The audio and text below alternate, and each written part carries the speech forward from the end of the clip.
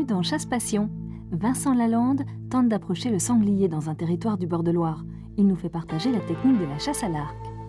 Ensuite, nous visiterons le musée de la Vénerie à Senlis.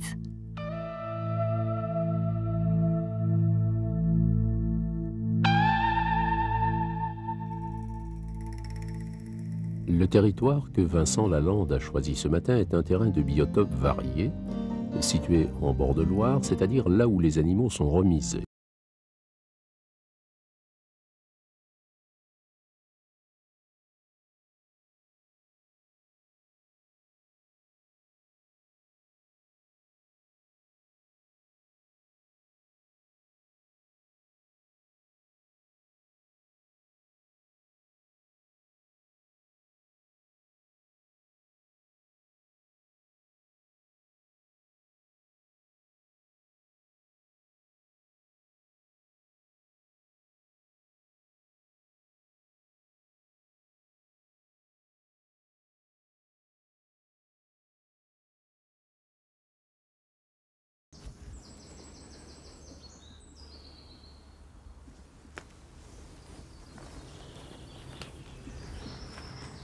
Sangliers qui ont fait leur nuit. Il y a une bande de petits sangliers qui ont fait leur nuit qui correspond à l'animal que nous pouvons chasser aujourd'hui. En taille. On va essayer de les trouver.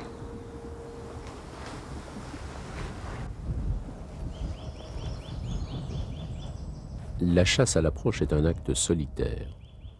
Muni de jumelles, Vincent prend connaissance de l'animal dans un bois assez dense. Toute l'action de chasse réside dans son comportement. Il doit maîtriser toutes les circonstances de chasse. Son approche, les masses qui se déplacent avec l'odeur de l'homme.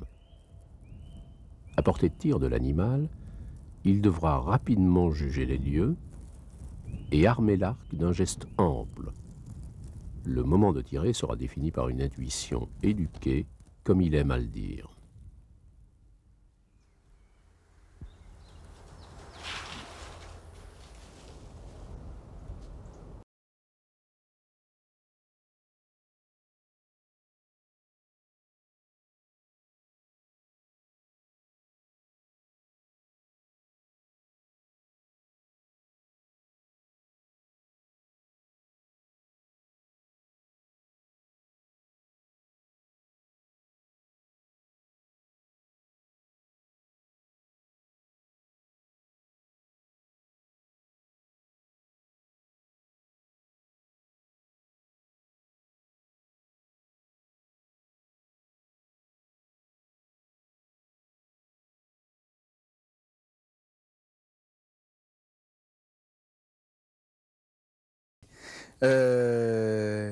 Un entraînement, oui, un entraînement, en fait, par l'entraînement, on cherche surtout à acquérir un geste. Parce que toute la précision du tir en action de chasse, la précision du tir, en fait, il n'y a pas de précision recherchée par un entraînement sur cible. C'est-à-dire que la flèche doit suivre le regard. C'est le but. Parce qu'on chasse, on regarde le point de l'animal que l'on veut atteindre, la zone vitale, et la flèche doit y aller. On ne doit pas s'occuper, contrairement à la cible, de prendre une position très académique où on placera un viseur avec tout un tas de choses dessus. Là, on regarde, on fait le geste et paf, et la flèche y est. En clair, il faudrait qu'il y ait une osmose entre le tempérament de chasse et le travail du corps. Et justement, on travaille en ce sens-là, à savoir le geste doit devenir un geste réflexe. Le vrai geste du chasseur à l'arc. Le geste technique du lâcher de la flèche, quoi, la décoche. Alors par rapport à l'arme en tant que telle, bah là, l'arme en tant que telle, le longbow, c'est ce qui permet justement cette meilleure relation, la plus grande proximité avec le gibier, avec cette sensation de tir où tu ne vois plus ta flèche, mais tu la sens voler. Bien qu'elle t'ait quitté, tu la sens voler. clairement, l'arc est bandé en permanence. Ouais. J'arme, je décoche. On essaie? Pareil. Une autre, elle n'était pas terrible. Et justement, ce que je viens de dire, elle n'était pas terrible, c'est qu'en fait, on arrive très rarement à tirer en entraînement en réunissant toutes les qualités du tir. C'est-à-dire qu'on travaille les petits points les uns après les autres, de manière à ce que, quand tu es à la chasse, tout vient ensemble sans réfléchir. C'est plaf, et tu y vas. Que ce soit un canard au-dessus de la tête, un lapin dans les pattes, un cochon à l'approche. Il faut que tu gères tout ça à l'entraînement, mais point par point. Alors justement par rapport à une situation donnée vécue au niveau de la chasse, un travail de passion, donc de travail du souffle aussi, de pouvoir harmoniser. Oui, il faut évidemment dominer toutes les émotions qui montent et il faut quasiment arriver à s'en servir. C'est-à-dire qu'il faut... C'est pour ça d'ailleurs qu'on ne reproduit jamais en circonstances d'entraînement les conditions de chasse. C'est pas possible parce que tu n'as pas ce feu, c'est viscéral la passion de la chasse. C'est quelque chose de très puissant. Et il faut que justement, au moment crucial, tu arrives face à ton gibier en chassant avec ce feu sacré qui brûle et tu as envie de prélever l'animal et tu ne t'occupes plus de ton arc. Tu n'as plus la relation tireur, arme, cible. C'est-à-dire que tu as la relation chasse-gibier, quoi. Et fiaf, pouf. Pour revenir au travail corporel, une attitude de la main par rapport à la visée. Ah oui, tout ça c'est très lié. Je ne vais pas entrer dans les détails parce que ce serait vraiment lassant. Ça demande des années de travail. Hein. Faut vraiment des années. Hein. Même en étant bien éduqué, on a institué au niveau de la Fédération des chasseurs à l'arc, au niveau français, au niveau national, des stages de formation avec des formateurs, des instructeurs régionaux et nationaux.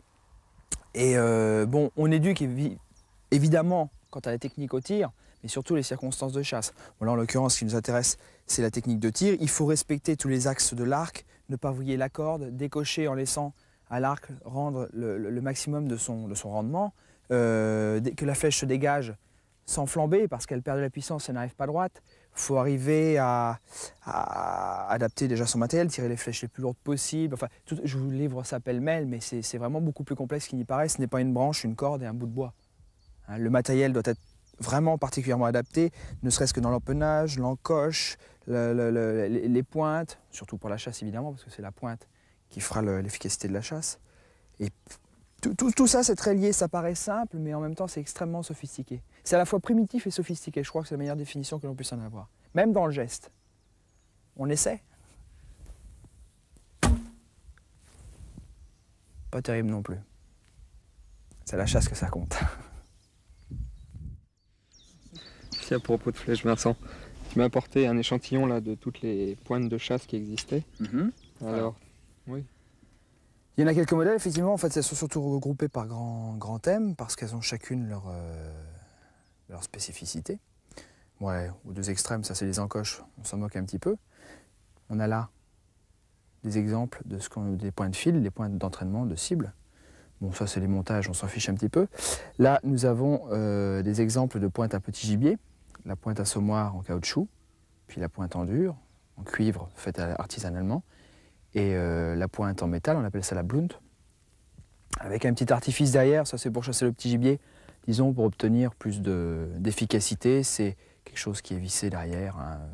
C'est quelque chose d'autonome, ça s'emmanche sur le filetage. Ouais, c'est censé rentrer dans le gibier. Ça freine, disons que la pénétration n'est pas extrême, mais plutôt que de faire un petit trou simple, il y a un petit peu plus de dégâts, un petit peu plus d'hémorragie. Ouais. C'est pour le petit gibier résistant, on ne chasse pas le gros, même à la limite j'allais dire quasiment jusqu'au ragondin et encore ses limites. Hein, plutôt le petit gibier au vol. Les pointes assommoirs comme ça sont obligatoires du fait de la législation pour le tir au vol, pour des raisons de sécurité évidentes. Ouais, donc là c'est uniquement tous les volatiles, canards, faisans... Ouais. Tirer au vol, parce que même pour les oiseaux, pour les tirer, parce qu'à la chasse c'est quelque chose qui paraît aberrant aux chasseurs, mais en chasse à l'arc, on peut se permettre de tirer des oiseaux opposés. Ouais. C'est même conseillé quand on chasse avec le chien, pour la récompense du chien, pour le travail. Donc là, on tire avec des lames, gibier, même les oiseaux. Ouais, il faut. C'est la plus grande garantie d'efficacité. Alors on a une pointe particulière, là c'est une pointe d'entraînement qui sert aussi à la chasse, c'est ce qu'on appelle la pointe judo. Tu vois, il y a des petites griffes avec des ressorts, une pointe plate au bout. C'est tout bête, c'est elle a été créée pour chasser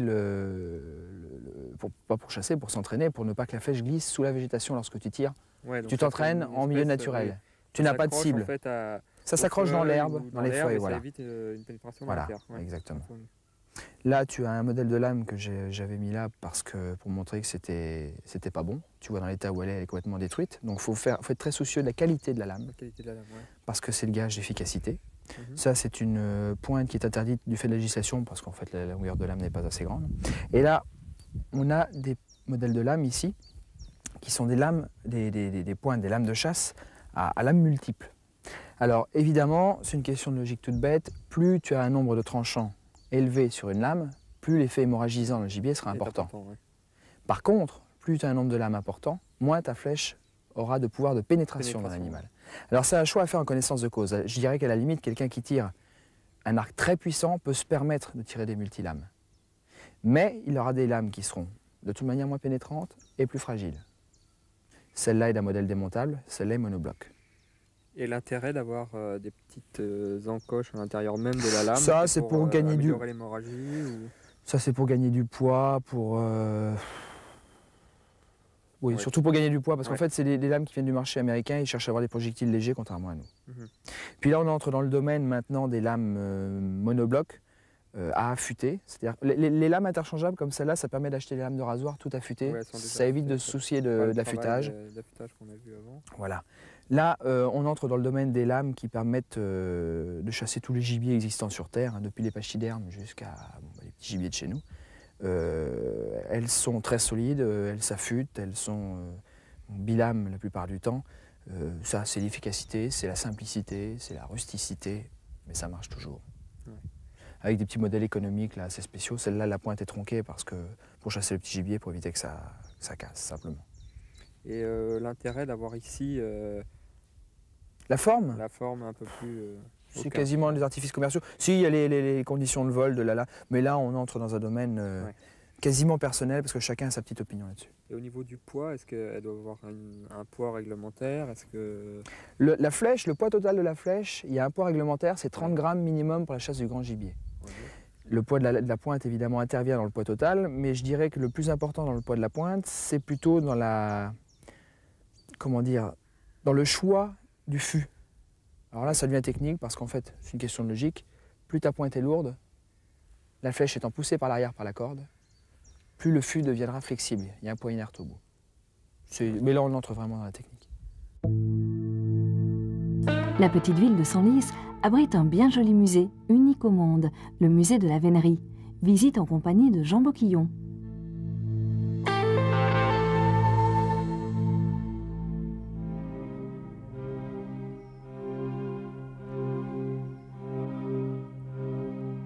Connu pour sa cathédrale gothique entreprise en 1153 avec l'aide de Louis VII, Senlis était déjà florissante dans l'Antiquité. De bonne heure, les Mérovingiens puis les Carolingiens en firent leur résidence, si bien que ville puis domaine royal, elle devint le noyau de l'Île-de-France. Son quartier ancien, au sud de la cathédrale, conserve de vieilles demeures du Valois en calcaire tendre et briques. Ce qui est significatif, c'est qu'à Senlis, le gallo-romain s'imbrique sans heurts avec le décor du siècle des Lumières, celui-ci ne gênant point l'abondance du gothique. Ainsi, se répondent en un espace réduit les diverses expressions de 2000 ans d'histoire. Le musée de la Vénerie bénéficie à double titre d'une situation privilégiée. Installé à l'intérieur de l'enceinte du château royal, il est entouré de 15 000 hectares de forêt. Rien donc ne pouvait mieux convenir à l'existence de ce musée unique au monde que ce cadre doublement prédestiné. En fait, ce qui se passe, c'est que les animaux, avec le temps, vieillissent relativement mal quand les conditions ne sont pas très bonnes. Surtout à cause de l'humidité, de la chaleur. Quand il y a des très grandes variations de température entre l'hiver et l'été, la peau continue à travailler, c'est du cuir, donc elle continue à travailler. Et puis il y a des fissures qui se créent, il y a partout là où il y a la pâte grisâtre, en fait, c'était fissuré. Donc partout, on est obligé de refaire du faux. C'est pourquoi irréparable? Jusqu'à présent, on n'a rien trouvé d'irréparable.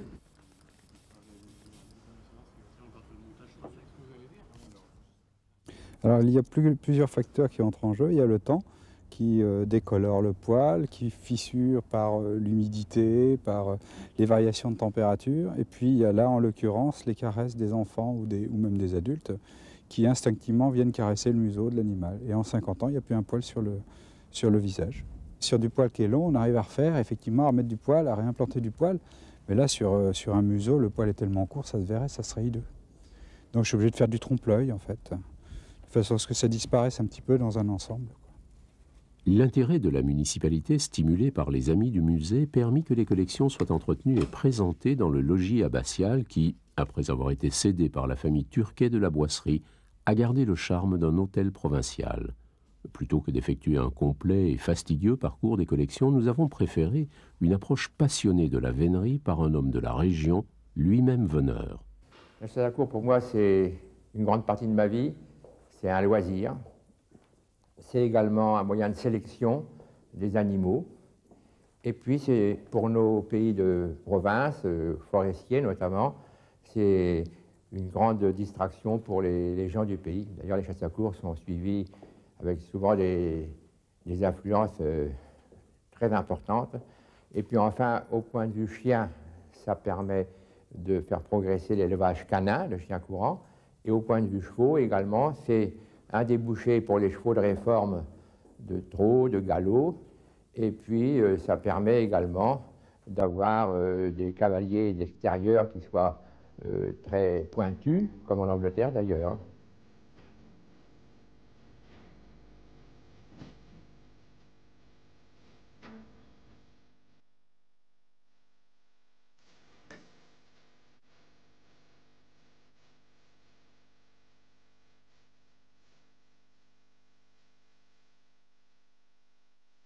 Vous avez un chien ici, c'est un chien de meute qui appartenait aux dauphins, vous voyez, qui est très poilu, alors qu'en principe, les chiens de meute, à part les griffons, ne sont pas poilus, c'est plutôt des chiens à poil ras.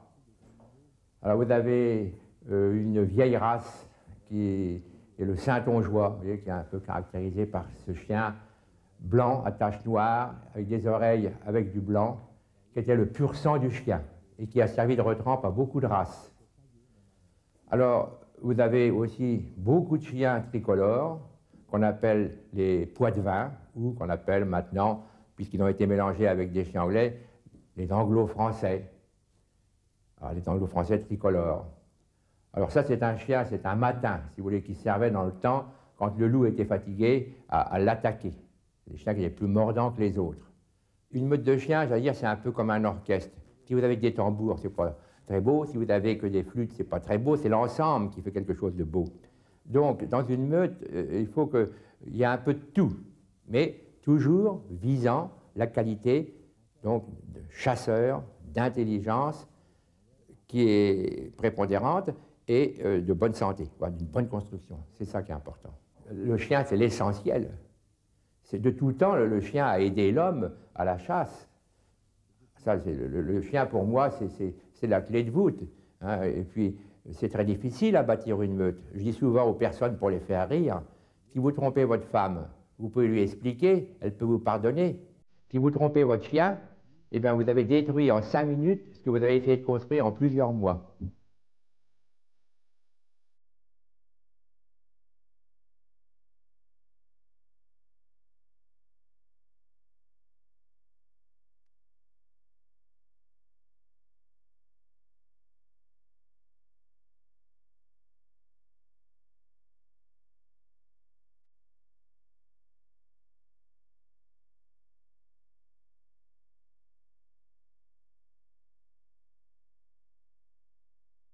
Vous avez des chiens qui sont, on dit qu'ils sont froids. C'est-à-dire c'est des chiens qui ne veulent pas chasser pour rien.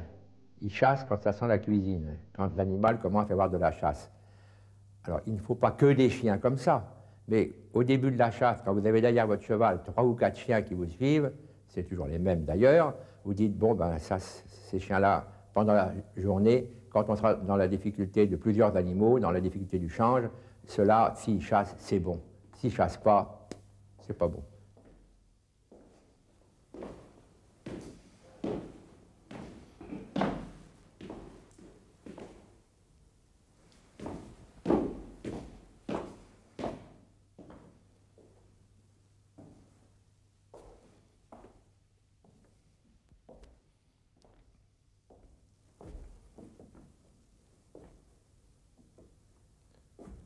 Bon, voyez-vous, on ne peut pas aller à la chasse sans apprécier toutes les beautés de la nature. La beauté des animaux qu'on chasse et qu'on veut prendre, et puis la beauté de la forêt, de la plaine, des paysages, comme ceux que vous voyez ici, avec un clocher dans la pénombre.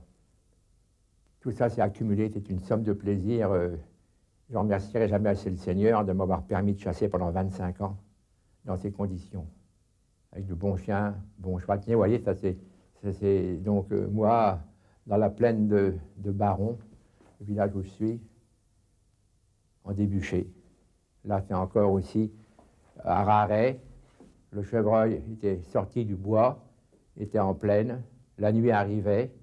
Enfin, on doit s'avouer vaincu que, à la fin, quand on a épuisé toutes les possibilités de retrouver son chevreuil. Donc je regarde par terre pour voir si je ne vois pas le cri de l'animal. Les chiens font de leur mieux pour essayer aussi de retrouver l'odeur, mais ça a été sans espoir, on n'a pas pris. Tout ce plaisir que nous avons dans la nature, d'avoir des chiens, des chevaux qu'on aime. Et bien sûr, ça aboutit à la prise d'un animal, c'est le but pour les chiens. Quand vous avez en fin de chasse un chevreuil qui ne sent plus rien du tout, parce que l'odeur va en diminuant, les chiens sont à côté, ils ne le sentent pas, et la vie du chevreuil, elle est dans vos mains. Si vous ne dites rien, les chiens ils peuvent mettre leur nez dans le poil du chevreuil, si le chevreuil ne bouge pas, ils ne le prendront pas. Donc la vie du chevreuil est dans vos mains. Moi, je n'ai jamais tué un chevreuil de ma vie, à tir, je ne le ferai jamais, mais l'amour de mes chiens, le travail qu'ils ont développé, font que, eh bien, je fais bondir le chevreuil et les chiens le prennent. Mais ce n'est pas mon plaisir. Il faut le faire pour les chiens, autrement c'est pas la peine de chasser à court. Parce que comme je vous disais au début, le chien c'est tout.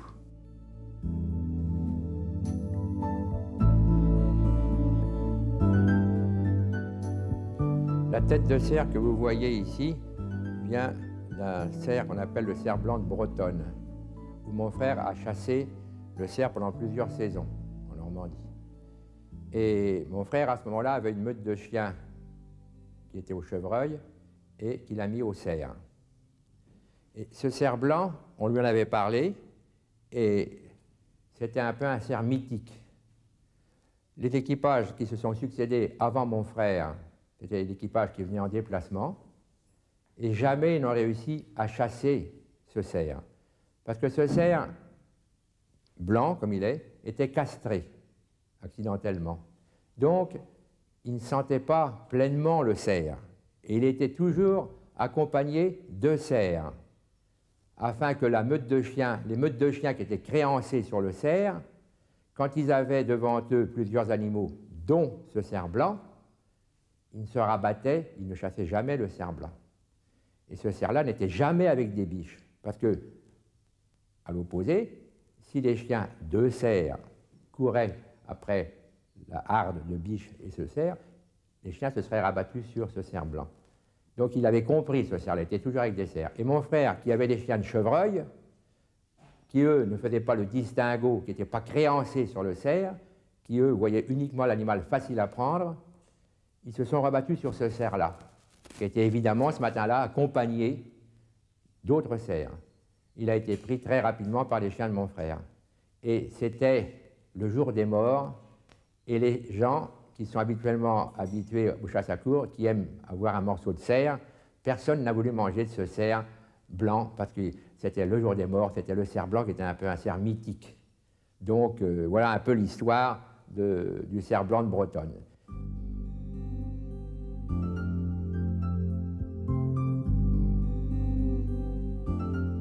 « 50% du succès à la chasse provient de la manière dont vous êtes avec vos chiens au chenil. Ayant la chance d'être agriculteur, les chiens de meute étaient à la ferme, donc je les voyais tous les jours, je les nourrissais, je les promenais, et on avait entre nous un mariage excessivement complet. Je vous disais, la difficulté la plus importante, qui est le change, quand cette difficulté paraît, eh bien vous n'y pouvez rien, parce que les hommes qui vous entourent vont vous dire « Ah, ça c'est le chevreuil, c'est le bon, je l'ai vu », mais ils se trompent presque à chaque fois, alors que les chiens, eux, se trompent très rarement. Ça arrive qu'ils se trompent quand la voie, les conditions de température, d'humidité sont mauvaises, mais en général, ils ne se trompent pas. Donc vous devez connaître vos chiens par cœur, à la gorge, tout au moins les bons. Hein. Et alors vous avez des chiens aussi qui chassent les chemins. Le chevreuil fait pas mal les chemins. Donc vous avez des chiens qui chassent les chemins. Vous avez des chiens qui chassent mieux l'eau. Vous avez des chiens qui enveloppent énormément. C'est-à-dire qui, dans une difficulté, eh bien, il y en a qui sont un peu pied à pied, ça c'est pas des chiens intéressants, mais il en faut quand même quelques-uns. Et puis vous avez des chiens qui enveloppent dans un rayon de 300, 400 mètres, dans les forêts claires, bien sûr. Alors donc il faut tout. Hein. Votre prochain rendez-vous nous amène dans la vallée centrale du Chili à une chasse aux faisans. À bientôt dans Chasse Passion.